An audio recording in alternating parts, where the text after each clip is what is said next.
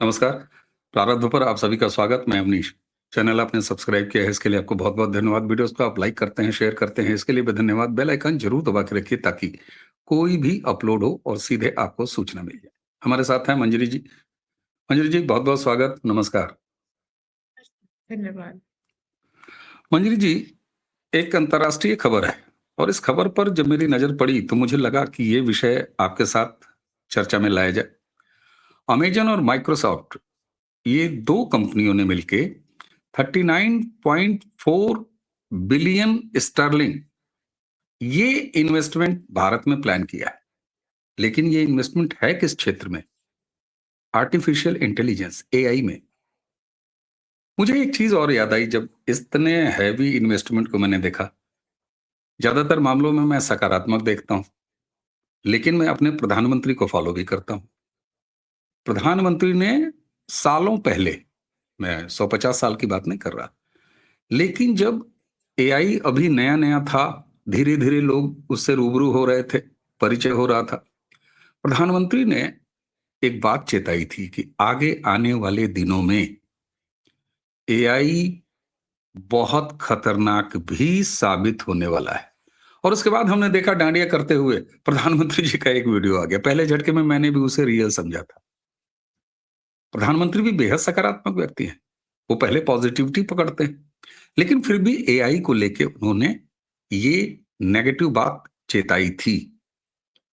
और जिस तरीके से बहुराष्ट्रीय कंपनियां और खासतौर से अमेरिका की तरफ से ये सारी चीजें आती हैं, तो इनका काम है, अमेजन हो चाहे माइक्रोसॉफ्ट हो चाहे कोई भी कंपनी हो, ये भारतीय उपभोक्ता पर ही नहीं छाती हैं बल्कि उपभोक्ता की संस्कृति यानी मनोवृत्ति पर भी छाती। एआई हमें यहां सतर्क कर रहा है। सबसे पहले इस इन्वेस्टमेंट को इकोनॉमी के तौर पर सरसरी नजर से अगर देखा जाए तो बल्ले बल्ले, वेरी गुड। एआई के पॉजिटिव और क्रिएटिव उपयोग पर देखा जाए बहुत अच्छा।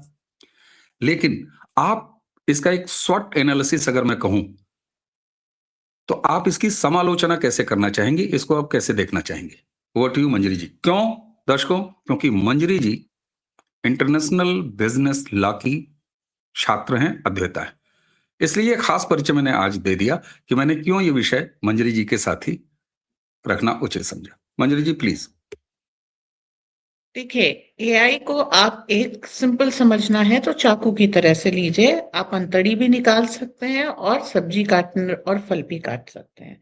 तो जब तक आप उससे सब्जी और फल काट रहे हैं, इट्स ब्यूटीफुल। जिस दिन आप आंतड़ी निकालने की सोचेंगे, उस दिन एआई इज डेंजरस। अब डीप फेक्स का जमाना है, हर जगह पर आ रहे हैं, उसके ऊपर रेगुलेशंस एंड चेक्स भी आ रहे हैं और हर देश इसमें काम कर रहा है।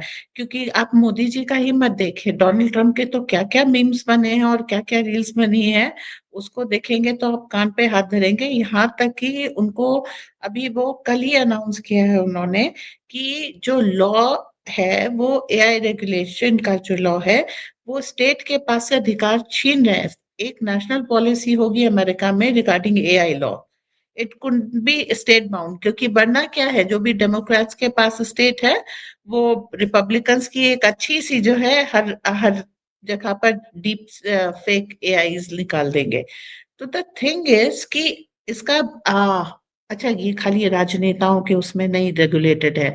इफ यू आर थिंकिंग कि किसी को भी इन्हें टारगेट करना है, आपके फोन का हर चीज उनके पास एक्सेसिबल है। अभी फॉर एग्जांपल मैंने एक नया फोन लिया और उसमें एआई से मैं पिक्चर्स एडिट कर रही थी, जस्ट ऐसे फॉर द फन सेक। मैंने जो अब उस फोन के कैमरे से फोटोग्राफ्स नहीं खींची हैं, वो भी अवेलेबल थी। That is the level it can read into your. तो आप समझिए, आप अगर किसी को, दूसरे व्यक्ति को निशाना बनाना हो तो nothing is private, nothing is password protected, nothing is non reachable. ये जो चाहे जितना चाहे कर सकते हैं। इसके कारण इस ये जो रोबो है या जो भी कह लीजिए, उसके ऊपर चेक लगाना जरूरी है। अब टोक्यो में एजीआई लेके आए हैं। What is AGI? ये इंटीग्रल एआई है। और इसकी सबसे बड़ी खास बात क्या है, जो वो रोबोट्स को ये सिखा रहे हैं, they can learn new skills without human supervision. है डेंजरस। मैं कांप गई थी इसको पढ़ करके। बाप रे, किस लेवल पे जा रहे हो, क्या सिखा रहे हो आप ये नहीं पता। मतलब वो जो आपने एक मूवी टर्मिनेटर देखी थी, maybe it comes alive, what AI is teaching its future self, you have no control over it. AGI अब एक डिस्टेंट फ्यूचर नहीं है, ये चीज हो चुकी है। Tokyo has announced it 2 days back, 2 दिन पहले ये आ चुकी है। अभी तक आप बैठाल करके एआई को सिखाते थे, machine learning was human control, अब वो सेल्फ कंट्रोल पे आ रही है। ठीक है, तो जिस तरीके से ये बढ़ रही है, ये इन्वेस्टमेंट आपको बहुत अच्छा लग रहा है, लेकिन जो डर है वो ये कि ये इन्वेस्टमेंट 1 साल से 3 साल के अंदर ऑब्सलीट हो जाएगा। आपको नई मशीनें और नई चीजें लेकर के आनी पड़ेंगी। और 1 साल 2 साल भी आप कहिए, कभी कभी होता ओवरनाइट चेंजेस आ जाते हैं, some new discovery and everything past is बेकार हो गया। जो गवर्नमेंट के रूल्स एंड रेगुलेशंस हैं, उनको उनसे बचने के लिए कंपनीज स्पेस में एआई ले जाना चाहती हैं। धरती पे कंट्रोल करोगे ना भैया, डेटाबेस हम स्पेस में रख देते हैं। तो ये जो आपकी क्लाउड कंप्यूटिंग वगैरह चल रही है, ये बिल्कुल अलग लेवल पे चली जाएगी। आपके पास जो है सीपीयू होते हैं, ये जीपीयू ले आए हैं। अब जनरली अब क्या इंटीग्रेटेड है, तो आपके सीपीयू से भी रिलेट करेंगे। गेमिंग वगैरह के सॉफ्टवेयर में ऑलरेडी यूज हो रहे हैं। क्लाउड जैसे ही जीपीयू आएंगे और क्लाउड में डेटाबेस है, दैट मीन्स स्पेस में डेटाबेस है, आप समझिए things will go out of the hand. अब आपको जो स्पेस स्टेशन एंड ये सब चीजें रेगुलेट करने के लिए बहुत ज्यादा नए लॉज, मतलब जिस रेट से एआई बढ़ रहा है, गवर्नमेंट्स चाहे ना चाहे उनको उस रेट से एक पेस रखनी पड़ेगी। जी। जी बिल्कुल। लेकिन एक चीज और भी है, मैं जब इसको देखता हूँ तो आप देखिए हैदराबाद में एक नया डेटा सेंटर बन रहा है, ये इन्वेस्टमेंट के बाद ही है, क्योंकि गूगल ने हैवी इन्वेस्टमेंट अनाउंस किया था। उसके बाद बाकी जो सॉफ्टवेयर के बड़े जाइंट्स हैं उन्होंने इन्वेस्टमेंट अनाउंस किया भारत में। भारत जिस तरीके से अपने आप को ग्रोइंग इकोनॉमी के रूप में लेके चल रहा है आगे, उसके लिए ये इन्वेस्टमेंट भी जरूरी है। अब ये दोधारी तलवार पर चलने वाली बात है, पहली चीज। और दूसरी चीज, कोई हमारे यहाँ पैसा इन्वेस्ट करे इकोनॉमी में तो ठीक है, लेकिन एआई जैसे मामलों में अगर ये इतने खतरनाक हैं और प्रधानमंत्री जी को भी इसका एहसास है, तो क्या हमारी गवर्नमेंट कोई check and balance policy, regulate करने के लिए कोई पॉलिसी, ये भी या तो है, मेरी जानकारी में नहीं है, या कोई मैकेनिज्म ये डेवलप कर रहे हैं?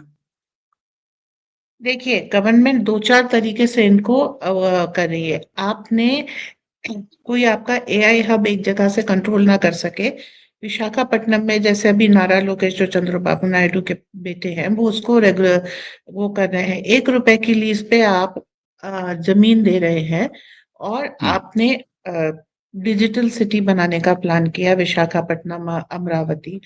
टियर 2 टियर 3 जो एक ये है, मेट्रो सिटीज हैं, हैदराबाद हो गया, बैंगलोर हो गया, ये तो ग्रो कर रही हैं। इसके साथ पुणे, लखनऊ, ये सब भी ग्रो कर रहे हैं। फिर आप इसे नॉर्थ इंडिया में भी लेके जा रहे हैं और नॉर्थ ईस्ट में भी लेके जा रहे हैं। तो आप ये सोच लीजिए, वो एक तो स्प्रेड कर दिया आपने, पूरे भारत को ही हम्म। डिजिटली एआई प्रोसेस कर दिया। उसके बाद हम्म। गवर्नमेंट भी इसके ऊपर लेके आ रही है उनका integrated national strategy for AI है। तो इसमें जो ओके। है ये सारे रेगुलेशंस, चेक्स एंड बैलेंस आ रहे हैं, लेकिन नथिंग इज फाइनल, क्योंकि रोज नई टेक्नोलॉजी आएगी एंड रोज उसको रिवाइज होना पड़ेगा। ठीक है, तो हम्म। इसको आप जो भी आज तक लॉस आ गए हैं उसको कांस्टेंट मत मानिए। With the growth of AI loss बदलते जाएंगे, बट यस, आपका डेटा सबसे पहले उन्होंने क्या किया कि जो आपका क्रिटिकल डेटा है वो बाहर नहीं जाएगा। इससे पहले की जितनी गवर्नमेंट्स थी, दे केयर नथिंग, सबके जो है इंजन्स और स्टोरेज, डेटा स्टोरेज वगैरह, डेटा सेंटर्स बाहर हम्म। थे। आप देख रहे हैं गवर्नमेंट्स को डिफाई करने के लिए ये कंपनीज स्पेस में डेटा सेंटर बनाने की सोच रही हैं। ओके। हम्म। जी, ये मैंने बोलिए। जो स्लाइड दिखाई है दर्शकों, क्योंकि भारत को अगर इकोनॉमी बूम लेना है और थर्ड नंबर की इकोनॉमी पहुंचना है तो ये इन्वेस्टमेंट और आज की ये जरूरत है। लेकिन हम एक तरफ ये जरूरत की भी बात कर रहे हैं, गूगल ने 11.3 अरब पाउंड और इंटेल ने 10.5 अरब पाउंड सेमीकंडक्टर में। उसके अलावा देखिए माइक्रोसॉफ्ट ने 13.1 बिलियन पाउंड का निवेश हैदराबाद में। इसकी वजह से नया डेटा जो 2026 में शुरू में मतलब शुरू होने की बात है। और उसके बाद ये जो 30 बिलियन पाउंड का ऑलरेडी कमिटमेंट है उसमें आके जुड़ जाएगा। अब सवाल ये होता है कि जो चाहे H1 वीजा वाला मामला हो अमेरिका के साथ, जिसकी वजह से अभी उसके दुष्परिणाम आ रहे हैं, धीरे धीरे निश्चित तौर पर आ रहे हैं। अभी तक हमारी उनसे ट्रेड वाला मामला, ट्रेड डील वाला मामला भी लटका हुआ है। अभी तमाम चीजें वैसी की वैसी हैं। अब तो चर्चा भी बहुत कम हो रही है। सवाल ये होता है कि मीठा मीठा गप और कड़वा कड़वा थू, ये एक हमारी लोक कहावत है। तो क्या ये संभव है कि हम खाली मीठा मीठा गप करते जाएं और कड़वा कड़वा हमारे हिस्से में नहीं आए?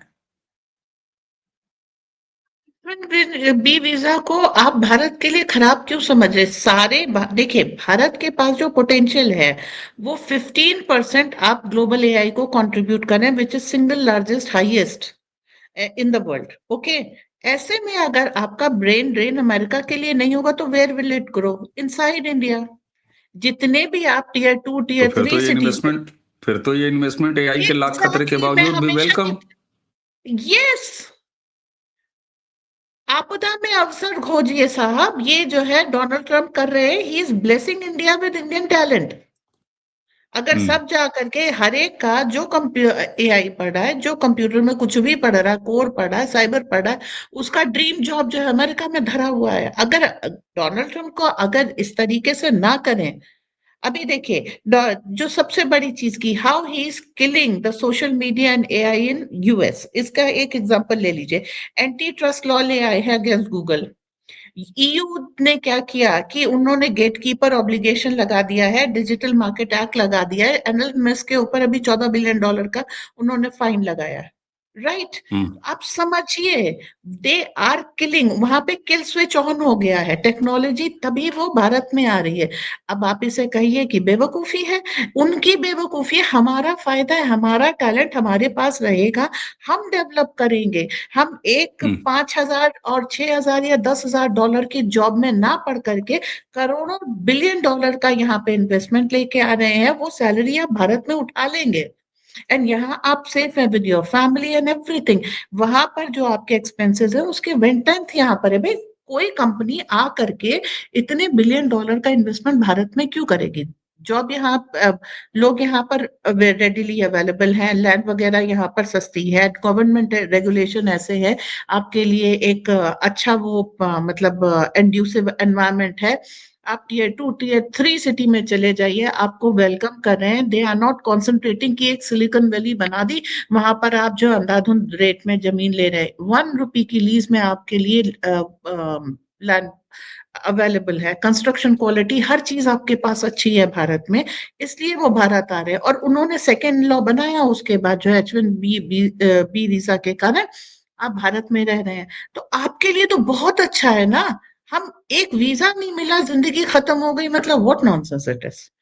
ठीक है, कुछ लोग बिल्कुल एकदम टारगेटेड इडियट्स होते हैं, I will say, but for the rest आप क्या कर रहे हैं? रेगुलेटरी उसमें आप साइबर क्या पढ़ा रहे हैं? साइबर, अब एक तरीके से कह लीजिए साइबर सिक्योरिटीज लगभग हर इंजीनियरिंग कॉलेज में है, प्राइवेट और गवर्नमेंट।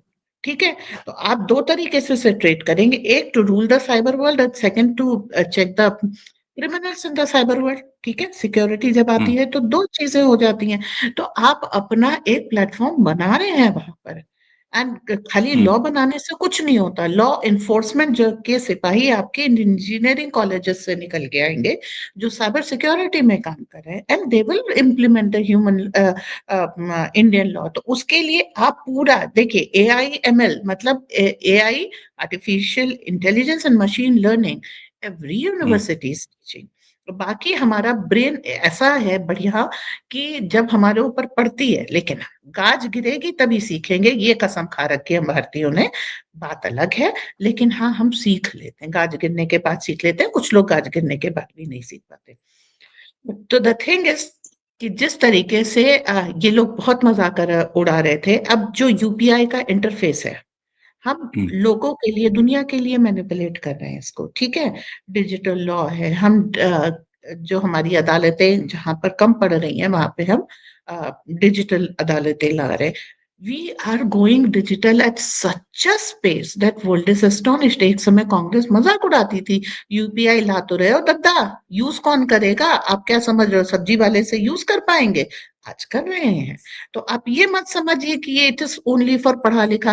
वो गवर्नमेंट की पूरी स्कीम है, बच्चों के लिए इंट्रोड्यूस कर रहे हैं ये, और यंगर एज से बिलो स्टैंडर्ड फिफ्थ, कि आप इस चीज के लिए अकस्टम्ड हो, क्योंकि ये देखा जा रहा है जितना ब्रेन यंग होता है उतनी फास्ट इसमें अडेप्टेबिलिटी होती है। तो अब ये चीज उन्होंने इंजीनियरिंग कॉलेज के परव्यू से हटा करके नॉर्मल स्कूल में लेकर के आ रहे हैं।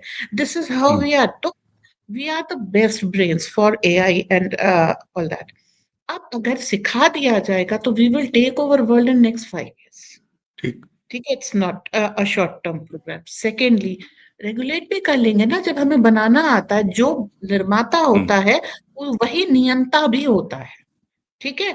तो आराम से आप इस चीज को कर लेंगे। प्लस जो सबसे ज्यादा obedient and law abiding brain है वो भी इंडियन का ही है, टैलेंटेड भी है, इनोवेटिव भी है, लॉ अबाइडिंग भी है। तो अगर हम अपनी चीज को अपने हाथ में रखेंगे, खुद इसके निर्माता नियंता और हंता बन जाएंगे ना, तो ये सारी टेक्नोलॉजी कंट्रोल में रहेगी। आप ने बायो लैब जो है ये बिल गेट्स के हाथ में देके देख लिया, बुर्किना फासो को बॉम्ब करनी पड़ी थी बिल गेट्स की बायो लैब, क्योंकि वहीं पे मॉस्किटो का वो जो क्या है, मलेरिया और डेंगू, ये इंटेंसिफाई हुआ था। तो इनके हाथ में टेक्नोलॉजी होती है तो अंतड़ी निकालने का ही काम करती है, पर जब हमारे हाथ में टेक्नोलॉजी होती है तो उससे डिशेस बनती हैं। So that is the difference. And government दोनों तरह के लिए इंसेंटिफाई भी कर रही है इसे, इंटेंसिफाई भी कर रही है इसे, और इसके check and balances and law भी तैयार कर रही है। एंड भारत को उन्होंने एक ल्यूक्रेटिव हब बना दिया है। 2-3 चीजें भारत में बहुत अच्छी हैं। एक, डेटा लैब्स के लिए पानी बहुत चाहिए होता है, ठीक है, कूल डाउन करने के लिए वो सब। तो आपने, आपका जो हिमालयन रीजन है that is a full fresh वहां पर है। अब अरुणाचल प्रदेश वगैरह इसके लिए इंड्यूसिव है, वहां पर लोग भी टेक्निकल टेक्नोलॉजिकली साउंड है, वहां पर मिनरल्स भी अडेप्ट मिल रहे हैं, वहां पर आप चिप फैक्ट्रीज भी लगा रहे हैं, और वहीं पर चूंकि ठंड भी है और काफी सारी लैंड भी है, आप डेटा सेंटर्स भी बना सकते हैं। तो आप देखिए भारत में, अच्छा अब साउथ में आप कह लीजिए तो कोडाई कनाल वाला एरिया है, again that is a hill station. Karnataka में जाइए, नंदी हिल्स है, that is a hill station. तो आप ये विरल मतलब कम घने जगहें हैं, ठंड भी है, पानी भी है, और एआई एडेप्टेबिलिटी जनता में भी है। अब इस चीज, इस पढ़ाई को आप सेंट्रल स्कूल के आदि के माध्यम से रूरल जनता तक ले जा रहे हैं। तो ऐसा नहीं है कि उन लोगों की तरीके से कि दे आर नॉट स्टडिंग। वो जो लेफ्ट लिबरल कल्चर आया, चौथी क्लास से इश्क फरमाना तो पढ़ेगा कौन? ओके, यहाँ पर मम्मी की जूती और पापा का डंडा, पढ़ाई से भटकने ही नहीं देते हैं।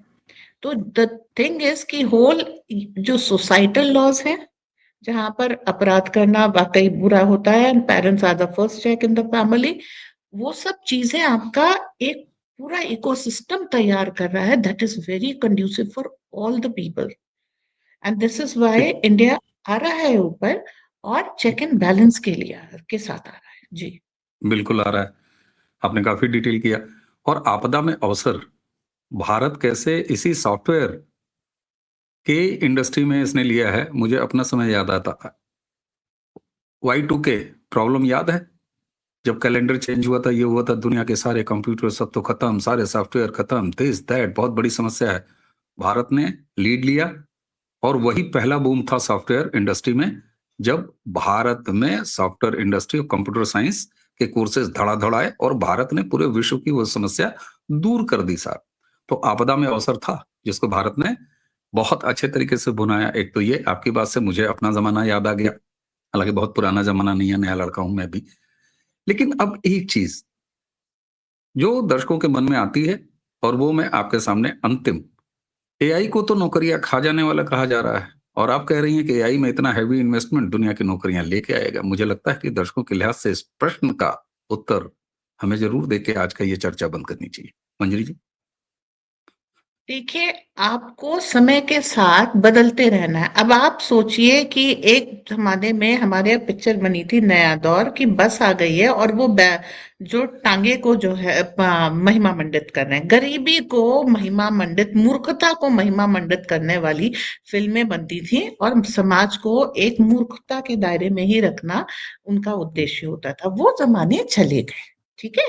अब आप दादी जी को भी देख लीजिए, अगर उनके हाथ में वो दादी जिसको जो है स्मार्टफोन लिखना नहीं आता, उनके हाथ में स्मार्टफोन दे दीजिए, जितने उतने उनके मतलब के काम है, वो कर लेंगी, ठीक है?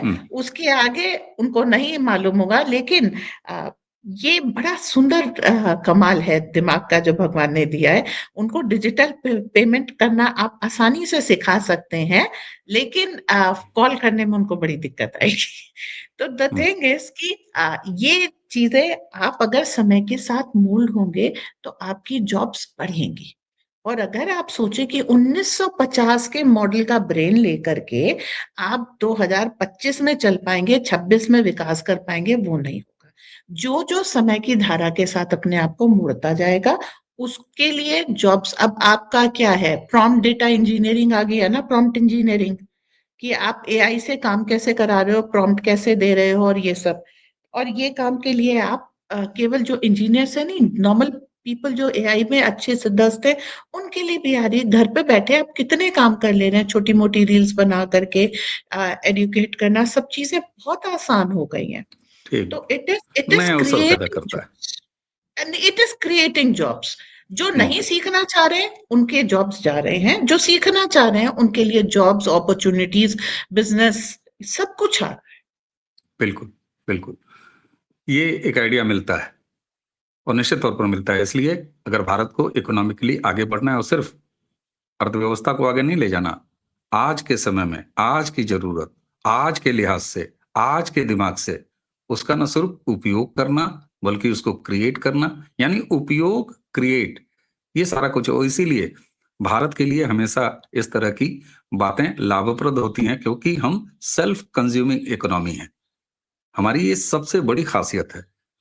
तो ऐसा थोड़ी ना है कि हम दाल उगा रहे हैं तो दाल खा लेते हैं। अरे हम एआई अगर उगा रहे हैं तो एआई का उपयोग भी सबसे अच्छा सार्थक हम करेंगे। इन टोटलिटी अगर आप देखेंगे इकोनॉमी को, तब वो सेल्फ कंज्यूमिंग इकोनॉमी होती है। सेल्फ कंज्यूमिंग का मतलब खाली खाने वाली चीजें नहीं, ये सारी चीजें भी। हम कपड़ा बनाते हैं, खुद पहनते हैं। हम एआई में इतने हैवी इन्वेस्टमेंट अगर आ रहा है तो भारत में स्कोप देख के आ रहा है।